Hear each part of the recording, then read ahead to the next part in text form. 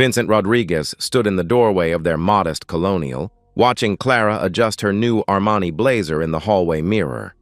The morning light caught the subtle sheen of the fabric, another recent acquisition from her expanding wardrobe. His calloused fingers unconsciously traced the doorframe's grain, wood he'd sanded and stained himself during their first year in this house. "Big presentation today?" he asked, though he already knew the answer. Clara had been preparing for weeks, practicing her slides late into the night. "The quarterly review with the executive team," she replied, without turning from the mirror. She smoothed an invisible wrinkle, her manicured fingers lingering on the lapel. "David says if this goes well, there might be talk of expanding my territory." David. Always David these days. Vincent remembered when she used to say Mr. Kellerman with the nervous reverence of a new employee. That was before the promotion 3 months ago, before the monthly business trips, before the late-night strategy calls that pulled her from their bed. "That's great, babe," he offered. The endearment felt hollow on his tongue, a habit more than genuine affection. When had that started? Clara turned from the mirror, and for a moment, Vincent saw the woman he'd married 18 years ago, the determined night school student with dreams bigger than her receptionist's salary could afford. They'd met in that dingy community college classroom, both exhausted from full days of work, both hungry for something more. He was already apprenticing with Kowalski Construction. She was answering phones at a dental office and stealing moments to study between appointments. "What about you?" she asked, her question pulling him back. "Isn't today when they announced the infrastructure project lead?" "Yeah," he responded, shifting his weight, steel-toed boots solid against the hardwood he'd installed himself. "Jerry thinks I've got a good shot at foreman. That's wonderful," she said, but her eyes had already drifted to her phone, thumb scrolling through emails. The casual dismissal stung more than outright rejection would have. Vincent thought about the early years, when every small victory was celebrated together. Clara's first promotion to office manager, his journeyman certification, the day they signed the mortgage on this house. They'd made love on an air mattress in the empty master bedroom, promising each other that they'd fill every room with memories. The memories came, just not the ones they'd imagined. The first miscarriage at 8 weeks, the second at 12, the fertility treatments that drained their savings and their hope in equal measure, the silent agreement, never formally discussed, to stop trying. They'd channeled that energy elsewhere, Clara into her MBA, Vincent into mastering every trade skill he could learn. "I should go," Clara announced, grabbing her Louis Vuitton bag, another recent addition. When had her practical target totes become insufficient? "Clara," he called out, something in his voice making her pause at the door. "We need to talk about the spending. The credit card statement." "Not now, Vincent," she cut him off, her tone shifting to the crisp authority she used with subordinates. "I told you, these are investments in my career. Our future. Would you prefer I show up to executive meetings looking like I shop at Walmart?" The words hung between them like a challenge. Vincent, who bought his clothes at Dickies and considered a new Carhartt jacket a splurge, felt the familiar sting of inadequacy. "I just meant we should discuss major purchases. We used to do a lot of things," she interrupted, her voice softening slightly, but her hand remained on the doorknob. "I'll be late tonight." David scheduled a dinner meeting with the Peterson group. Another dinner meeting. Vincent did the mental math. That made 3 this month, not counting the official travel. He wanted to ask why these meetings couldn't happen during business hours. Wanted to point out that he'd never had a dinner meeting in 20 years of construction work. But the words died in his throat.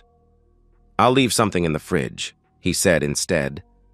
Clara's heels clicked across the porch he'd rebuilt last summer, each step taking her further into a world where a foreman's salary was pocket change, where David Kellerman's Harvard MBA opened doors that Vincent's calloused hands could only build.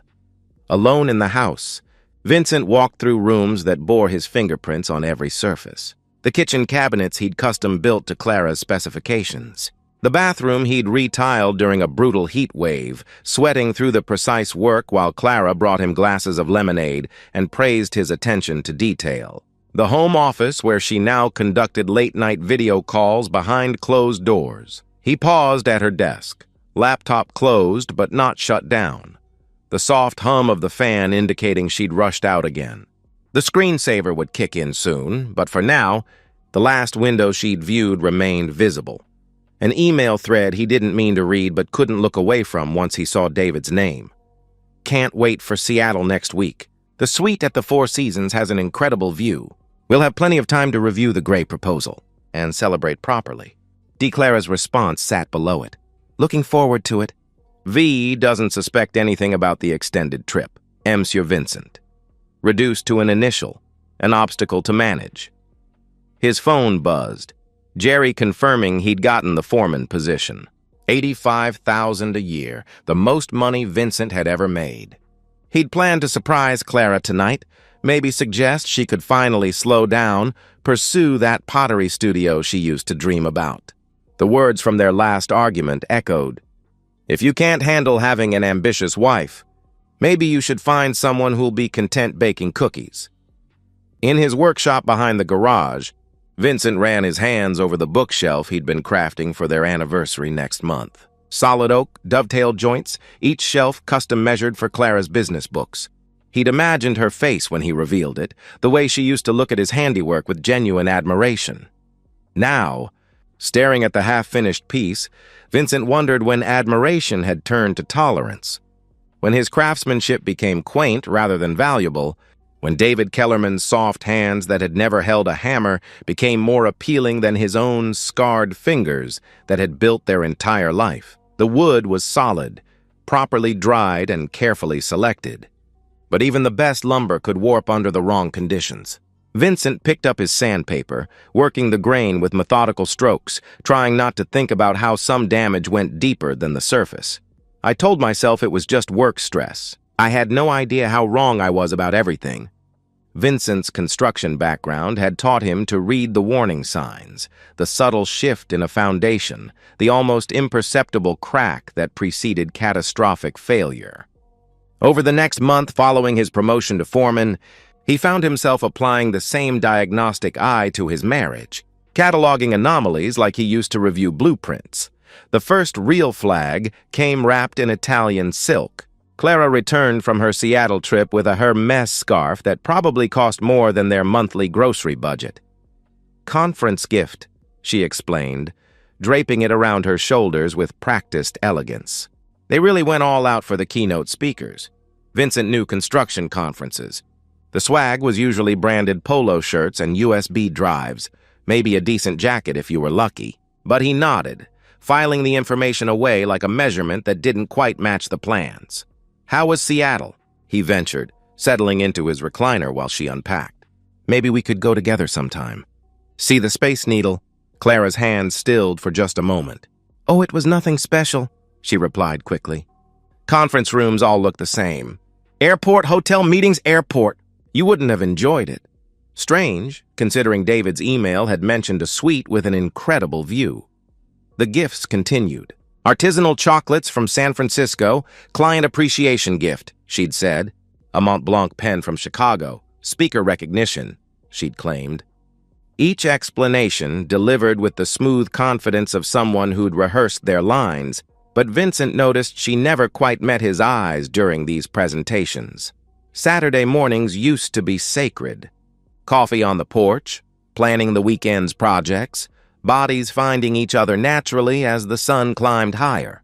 But Clara had started scheduling emergency calls that pulled her into her office, door firmly closed, voice dropping to intimate whispers Vincent could hear but not decipher.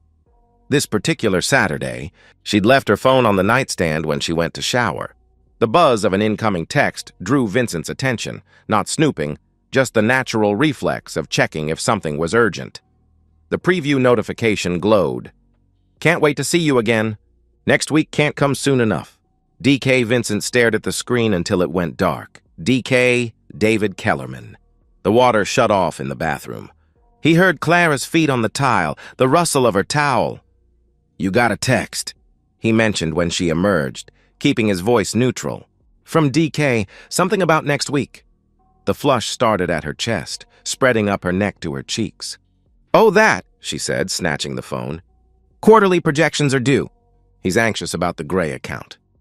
She typed quickly, deleting, responding. Vincent couldn't tell, but he recognized the defensive hunch of her shoulders. The same posture she'd had when he'd caught her hiding credit card bills in her underwear drawer years ago, back when their financial secrets were about overspending at Target, not $1,000 scarves. Their physical relationship had become another data point in Vincent's growing spreadsheet of concerns. Clara, who used to initiate as often as he did, now treated intimacy like a quarterly obligation. She'd lie still, participating but not present, her mind clearly elsewhere. The moment he finished, she'd head for the shower, scrubbing away his touch with expensive body wash that smelled nothing like the vanilla lotion she'd worn for 17 years. "You okay?" he'd asked last Tuesday, watching her rigid back as she faced away from him in bed, a decorative pillow creating a DMZ down the middle of their California king. "Fine. Just tired," she'd answered. "The Peterson presentation is consuming everything right now. Always a presentation, always a deadline, always David needing something that apparently only Clara could provide." The neighborhood barbecue should have been neutral ground. Vincent flipped burgers while Clara mingled, her new designer sundress drawing compliments from the other wives. He watched her laugh at Tom Gray's jokes, noticed how she touched Linda Patterson's arm while admiring her bracelet, the social choreography she'd learned in her corporate world, gestures that seemed both natural and performed. Then her phone rang. She glanced at the screen, and her entire demeanor shifted. The practiced smile became genuine, her body language relaxing as she stepped away from the crowd, seeking privacy behind their garden shed. Vincent abandoned his post at the grill, circling around the other side of the yard to get closer. Through the slats in the fence, he could see her profile, one hand pressed to her ear, the other gesturing as if the caller could see her. "I miss you too," she said, her voice carrying that throaty quality she used to reserve for their private moments. "No, he doesn't suspect anything." A pause, then a soft laugh. "Yes, I'm being careful. The Peterson thing is the perfect cover." Vincent's chest tightened. He backed away, returning to the grill where Tom was poking at the burgers with concerned authority. "Everything okay, Mark? You look like you've seen a ghost," Tom observed. "Just the smoke," Vincent managed, blinking hard. Wind shifted. When Clara returned, sliding her phone into her pocket with practiced casualness, she kissed his cheek. "A performance for the neighbors. That was Lily," she announced, naming her sister in California. "Mom's having another one of her episodes." Vincent knew Clara's mother had been dead for 3 years. The lie was so bold, so unnecessary that it took his breath away. She could have said it was work, could have maintained the fiction that kept them both comfortable. Instead, she'd chosen a lie that assumed his stupidity, that counted on him not remembering the woman whose funeral they'd attended together, whose eulogy Clara had delivered with tears streaming down her face. The credit card statement arrived the following Thursday, tucked inside a Gray & Associates folder Clara had left on the kitchen counter. Vincent wasn't looking for it. He'd been searching for the warranty paperwork for their dishwasher, but the Visa logo caught his eye. The charges read like a map of deception. The Meridian restaurant appeared twice, both on nights when Clara had claimed to be working late at the office, eating takeout at her desk. The receipts showed dinners for 2, appetizers through dessert, bottles of wine that cost more than Vincent spent on groceries in a week. The timestamps matched perfectly with her emergency overtime texts. There were other charges, too, a day spa in the middle of a Wednesday when she was supposedly in back-to-back meetings, a jewelry store purchase that didn't correspond to any gift he'd received, hotel room charges in the city when she was allegedly at a conference in Boston. Vincent photographed each page with his phone, his hands steady despite the tremor in his chest. He returned the statement to exactly the position he'd found it, angled just so, Clara's coffee ring staining the upper corner. That night, Clara worked late again. Vincent sat in his workshop, staring at the photos on his phone, each charge another crack in the foundation of their marriage. He thought about confronting her, imagined the scene, accusations, denials, tears, promises. But Vincent had learned from construction that you didn't start demolition until you understood the full extent of the damage. He needed help, professional help, the kind that came with documentation and proof that would hold up when the structure finally came down. I knew I was looking at the evidence of my wife's betrayal. What I didn't know was how much worse it was going to get. Vincent approached betrayal like a construction project. Assess the damage, identify the tools needed, create a plan, execute with precision. He spent his lunch breaks researching private investigators on his phone, sitting in his truck outside job sites, careful to clear his browser history afterward. The construction industry had taught him the value of references. You didn't hire a subcontractor based on their Yellow Pages ad. You asked around, checked their previous work, made sure they could deliver what they promised. Private investigators, he discovered, operated on the same principles. Elias Santos came recommended by 3 different online forums for men dealing with infidelity. His office occupied the 2nd floor above Ming's dry cleaning on the east side, a location that suggested discretion rather than flash. Vincent climbed the narrow stairs on a Tuesday afternoon, telling Jerry he had a dentist appointment. Santos looked like a man who'd spent decades observing without being observed. Medium height, medium build, forgettable features that would blend into any crowd. His handshake was firm, his eyes sharp behind wire-rimmed glasses. "Construction?" Santos asked, noting Vincent's Carhartt jacket and work boots. 20 years, Vincent confirmed. "Good. You understand documentation. Building a case is like building a house. Everything needs to be square and level, or it falls apart in court," Santos replied with professional understanding. Vincent laid out his evidence, the credit card statements, the text preview, the overheard phone call. Santos took notes on a legal pad, occasionally asking for clarification. "The business trips with the boss. That's your smoking gun," Santos observed, setting down his pen. "Hotels keep records, security cameras catch everything. The local stuff is harder to prove, but not impossible." He leaned back in his chair. "Full investigation runs $3,000. Half up front, half when I deliver the report. Usually takes 3 to 4 weeks. $3,000. Vincent had it, thanks to his foreman promotion and years of careful saving. Clara managed their main accounts, but Vincent had always kept a separate fund for tools and equipment. Money she considered his to waste on boy toys. "What exactly do I get for that?" Vincent asked.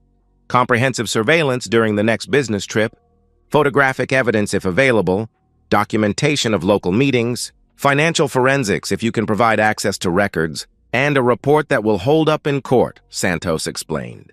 "I'm a licensed investigator. My testimony is admissible, and I've never had my evidence thrown out." Vincent wrote the check from his equipment account. Santos gave him a receipt and a burner phone. "Only call me on this," Santos instructed. "Your regular phone might be compromised. These cheaters get paranoid, sometimes install tracking apps. I'll text you updates as I get them." While Santos worked, Vincent began his own preparations. He opened a new checking account at a credit union across town, slowly transferring money in small increments, 200 here, 300 there, amounts that looked like cash withdrawals for job materials or tools. Clara never questioned construction expenses. He researched divorce law during breaks at work, sitting in his truck with his phone, learning terms like equitable distribution and marital assets. Their state still recognized adultery as grounds for divorce, which could affect alimony and asset division. The betrayed spouse had advantages, but only with proof. Rebecca Reyes came recommended by his foreman, Jerry, who'd gone through an ugly divorce 5 years prior. "She's a barracuda," Jerry had said with admiration. "Took my ex apart piece by piece when we caught her with the pool boy." Vincent met Reyes at her office after work, still in his construction clothes. She didn't seem to mind the sawdust on his boots or the concrete dust on his jeans. "Tell me everything," she said, and Vincent did. Reyes took notes, occasionally asking pointed questions. When he mentioned the private investigator, she nodded approvingly. "Santos is good. His reports are bulletproof," she confirmed. "Once we have that, we can file immediately." The element of surprise is crucial, prevents them from hiding assets or crafting counter-narratives. "What about the house?" Vincent asked. "You renovated it yourself? Have receipts? Before marriage or after?" she inquired. "After, but I did all the work. Have photos of everything, permits, receipts," he answered. "Good. That strengthens your claim. The adultery helps too. Judges here don't look kindly on spouses who betray the marriage contract, especially when marital assets funded the affair, she explained with satisfaction. The next 3 weeks passed in a surreal fog. Clara continued her routine: late meetings, weekend emails, monthly trip to Boston with David. She'd grown bolder, or maybe just careless. The effort to hide the affair seemed to be exhausting her. She barely maintained conversation at dinner, lost in her phone, occasionally smiling at messages she didn't share. Vincent played his part, the oblivious husband, focused on work, grateful for the overtime his position allowed. He mentioned the new municipal project starting next month, how it would mean longer hours but better pay. Clara barely looked up from her laptop. "That's nice, honey," she murmured absently. The endearment was automatic, meaningless. Vincent wondered when they'd become strangers sharing a house, when their conversations had reduced to logistics and lies. The burner phone buzzed while Vincent was installing crown molding in a client's dining room. Santos had sent a simple message. "Package ready. Can meet tonight." They met at a diner off the interstate, the kind of place where no one looked twice at two men having coffee at 9 p.m. Santos slid a manila envelope across the table, thick with documentation. "It's worse than you thought," Santos said quietly. Vincent opened the envelope, his hands steady despite the churning in his gut. The first photo showed Clara entering the Marriott in Boston with David, his hand on the small of her back. The timestamp read 3:47 p.m. when she was supposedly in an all-day vendor meeting. The next photos progressed like a flip book of betrayal. Clara and David at dinner, her head thrown back in laughter, David's hand covering hers across a table. The two of them in a hotel bar, Clara sitting so close she was practically in his lap. Entering his apartment building on 3 different occasions when she'd claimed to be at the office. "There's more," Santos indicated, pointing to the printed pages behind the photos. Hotel receipts showed room service charges for champagne and strawberries. A receipt from Tiffany's for a tennis bracelet. Vincent recognized it as the one Clara claimed her company had given her for landing the Peterson account. David's credit card statements, obtained through means Santos didn't elaborate on, showed charges that mirrored Clara's mysterious purchases. The most damaging evidence came from David's own carelessness. His Instagram account, set to public, featured photos from business trips that inadvertently captured Clara's reflection in windows, her distinctive handbag on restaurant tables, her shoes visible under a hotel table. In one photo from a Miami conference, David had posted a sunrise beach photo with the caption, "Perfect morning." Clara's footprints were clearly visible in the sand beside his. "There's something else," Santos added, pulling out a final document. "David Kellerman is married." Vincent felt the air leave his lungs. The document was a wedding announcement from 8 years ago. David Kellerman and Patricia Gray, daughter of Judge Harold Gray. 2 kids, a house in Westchester. The perfect corporate family. "Does his wife know?" Vincent asked. "Unknown. But she's got more to lose than you do," Santos replied. "Judge Gray is old school, family values, moral standings. This would destroy David's standing in those circles." Vincent stared at the evidence spread across the sticky diner table. Months of lies documented in painful detail. The sheer scope of the deception was breathtaking. It wasn't just the intimacy. It was the elaborate construction of an entirely false life, complete with cover stories, fake receipts, and calculated misdirection. "What do you want to do with this?" Santos asked. Vincent gathered the documents carefully, returning them to the envelope.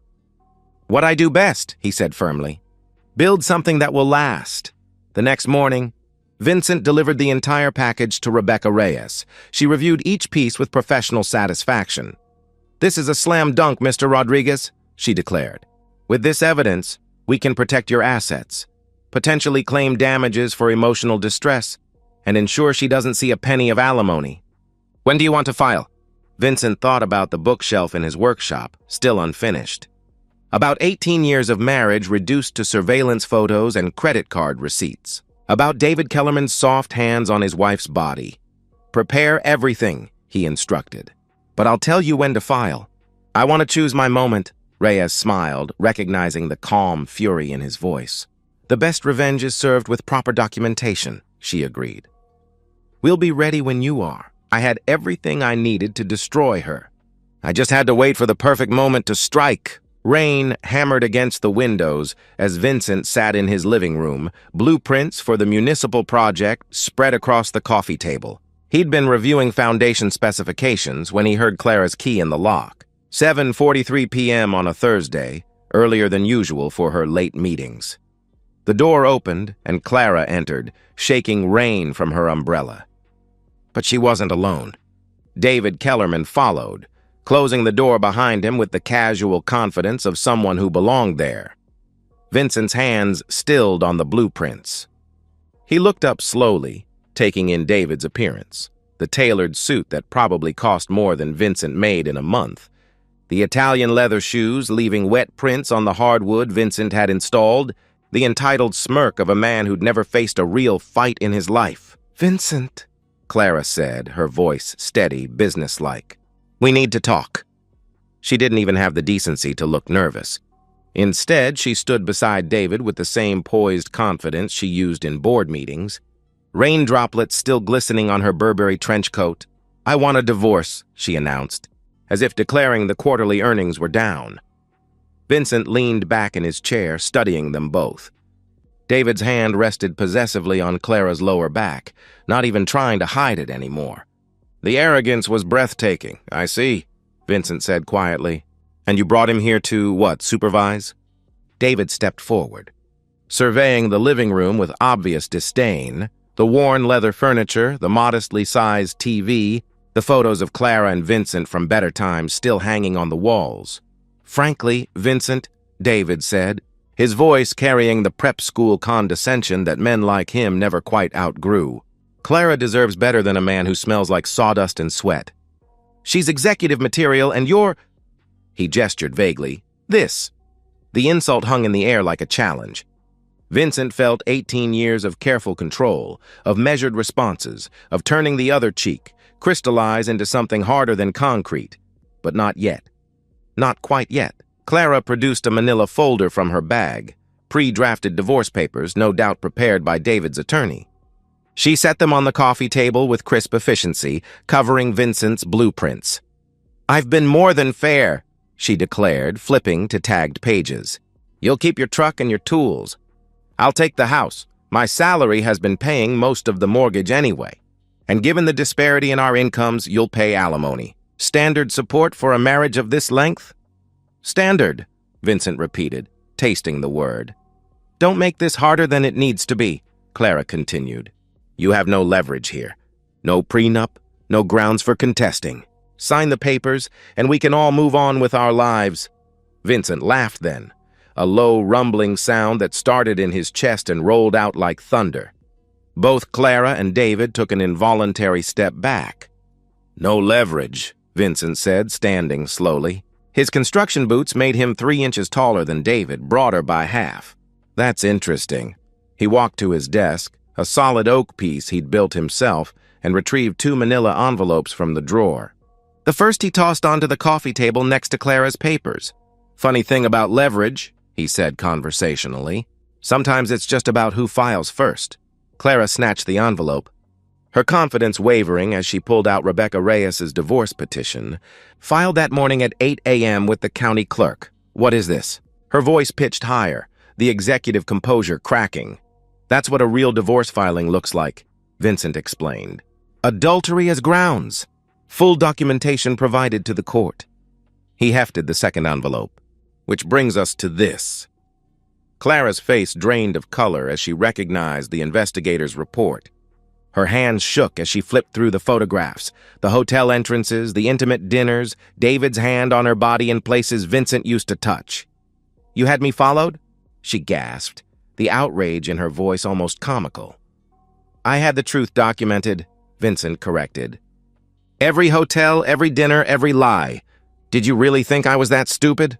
That I wouldn't notice the charges, the gifts, the sudden business trips?" David tried to edge toward the door, but Vincent shifted, blocking his path with the casual authority of a man who'd spent 20 years moving heavy objects. "Going somewhere, David?" Vincent asked, his voice dangerously quiet. "We're not done here."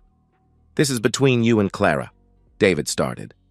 "No," Vincent interrupted, stepping closer, close enough that David could probably smell the honest sweat he'd mocked moments ago. You came into my house. You my wife. You insulted my work, my life, everything I've built with these hands. He held up his calloused palms, scarred from decades of labor. So this is very much between us. The punch came from nowhere, or seemed to, if you didn't know how to read Vincent's body language, the subtle shift in weight that preceded violence. 20 years of swinging hammers had given him perfect economy of motion. The right cross connected with David's jaw with a sound like a 2x4 snapping. David went down hard, his expensive suit offering no protection against physics. He tried to get up, and Vincent helped him along with a hook to the soft belly that too many business dinners had created. David collapsed again, retching on the hardwood floor, his dignity pooling around him like rainwater. "Vincent, stop!" Clara screamed, dropping to her knees beside David. "I'll call the police." "Go ahead," Vincent responded, pulling out his phone to show her the recording app that had been running since they'd walked in. "I've got your boyfriend on tape insulting me in my own home, announcing your affair. I'm just defending myself against a home invader who came here to threaten me." Clara's face cycled through emotions. Rage, fear, desperation, and finally, the one Vincent had been waiting for. Defeat. "Please," she pleaded, her voice small now, nothing like the executive who'd walked in 10 minutes ago. "We can work this out. Counseling, therapy. I made a mistake." "No," Vincent said firmly, his voice as solid as foundation concrete. "A mistake is forgetting an anniversary. This was a choice. Hundreds of choices every day for months." David groaned from the floor, trying to sit up. His nose was bleeding. Crimson drops staining his white shirt like evidence markers. "There's more," Vincent continued, almost conversationally. "I sent copies of everything to Gray and Associates this morning. HR, legal, and the entire board of directors. Seems using company funds for personal travel is a fireable offense." "Who knew?" Clara's face went white. "You didn't," she whispered. "Check your email," he suggested. She fumbled for her phone, fingers shaking. Vincent watched her face crumble as she read the automated response from HR acknowledging receipt of his complaint. "Oh, and David?" Vincent turned to the man still struggling on his floor. "Your wife Patricia got a copy too. Sent it certified mail to your Westchester house. Should arrive tomorrow if it hasn't already." David's eyes widened in pure terror. "Patricia doesn't— You can't—" he sputtered. "I can and I did," Vincent stated. "Judge Gray's daughter, right? I bet she's got excellent lawyers. Probably already freezing your accounts." Vincent walked to the front door, opened it wide despite the rain. "Get out of my house, both of you," he commanded. Clara stood on shaking legs, mascara running in black streams down her cheeks. "Vincent, please." 18 years, she began. "Meant nothing to you," he cut her off. "You destroyed them for what? Better restaurants? A corner office? A man with soft hands who couldn't build a birdhouse if his life depended on it?" She helped David to his feet, his weight draped over her designer-clad shoulders. At the doorway, she turned back once more. "Where am I supposed to go?" she asked desperately. Vincent shrugged. "David probably has a nice apartment." "Oh, wait, his wife's lawyers are probably already changing those locks. Better call that sister of yours, you know, the one whose mother is having episodes 3 years after dying." The reference to her barbecue lie hit home. Clara flinched, realizing just how much Vincent had known, how long he'd been planning this moment. "Your things will be in the driveway tomorrow," he added. "Take them or they go to Goodwill." He closed the door on them, listening to their stumbling footsteps on the porch he'd built, the car doors slamming, the engine starting. Through the window, he watched David's BMW pull away, taillights disappearing into the rain. Vincent looked around his living room, their living room once upon a time. The coffee table still held 2 sets of divorce papers. He picked up Clara's version with its demands for alimony and the house and fed it into the fireplace, watching legal lies turn to ash. Tomorrow there would be lawyers and mediators and paperwork. But tonight, Vincent Rodriguez stood in the house he'd built, on the foundation he'd poured, surrounded by the work of his calloused hands.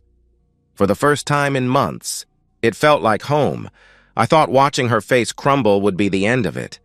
But the real justice was just getting started. 6 months later, Vincent stood on the skeleton frame of what would become a 3-story custom home, checking measurements against his plans. The September sun warmed his back as he worked, and from this height, he could see across the entire development. 12 lots, all contracted to Rodriguez Construction. His phone buzzed. Rebecca Reyes's name appeared on the screen. "Divorce is finalized," she announced without preamble. "Signed by the judge this morning." Vincent set down his level, taking a moment to absorb the news. "Terms?" he asked. "Everything we asked for," she confirmed. "Clara gets her car and personal belongings. You keep the house, all retirement accounts, and she pays you $30,000 in damages for emotional distress." The adultery evidence was insurmountable. $30,000 seed money that had helped launch Rodriguez Construction from a sole proprietorship to a legitimate company with 3 employees and a waiting list of clients, stretching into next year. "What about her job?" he inquired. "Terminated for cause 6 months ago, as you know. No severance, no references," Reyes reminded him. "Last I heard, she's working at a small accounting firm in Riverside, making about $40,000 a year, less than half her Gray and Associates' salary." Vincent felt no satisfaction in that, just a hollow acknowledgement of consequences meeting actions. After ending the call, Vincent descended the ladder and found his crew gathering for lunch. Tom and Miguel, skilled framers he'd stolen from his old company with better pay and profit sharing. Sarah, a young carpenter's apprentice who reminded him of himself 20 years ago, hungry to learn, willing to work, hands already developing the calluses that marked their trade. "Boss, you see this?"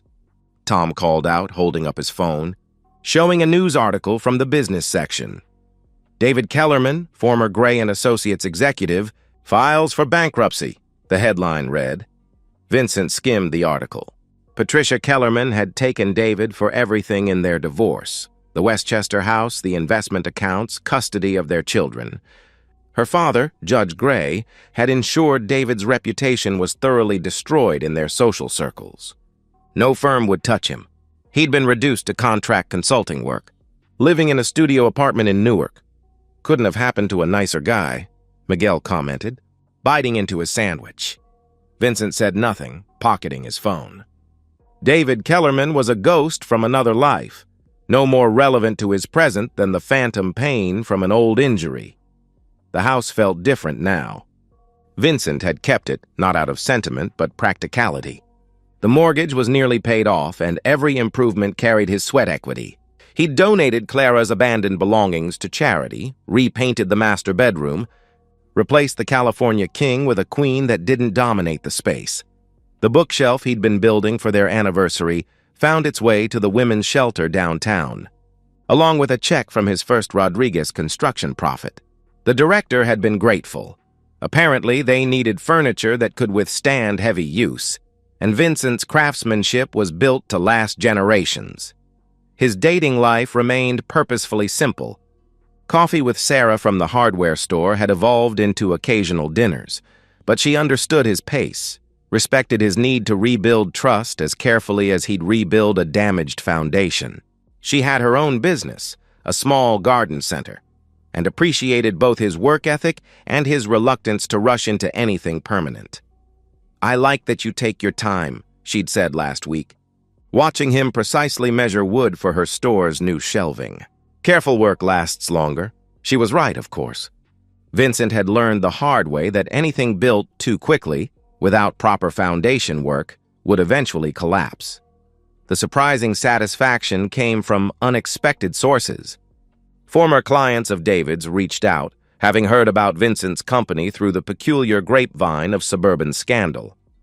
They hired him for renovations, praising his professionalism while sharing whispered updates about David's downfall. "He's living in Newark now," Mrs. Patterson had mentioned while Vincent installed her new kitchen cabinets. "Patricia got everything, even his country club membership. I heard he tried to get a job at Goldman, but Patricia's father made some calls." Vincent had simply nodded, focusing on ensuring the cabinet doors hung perfectly level. Other people's drama was just background noise now. Clara had tried reaching out 3 times. The first was a letter, forwarded through Rebecca Reyes, claiming she'd made a terrible mistake, that David had manipulated her, that 18 years meant something. Vincent had read it once, then filed it with the divorce papers, documentation to keep, but not to dwell on. The second was a voicemail left at 2 a.m. on a Saturday, her voice slurred with whine and regret. "Vincent, I messed up.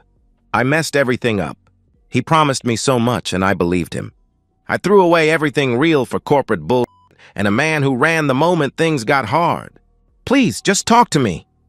Vincent had deleted it, but not before saving a copy for his lawyer, just in case. The third attempt was in person.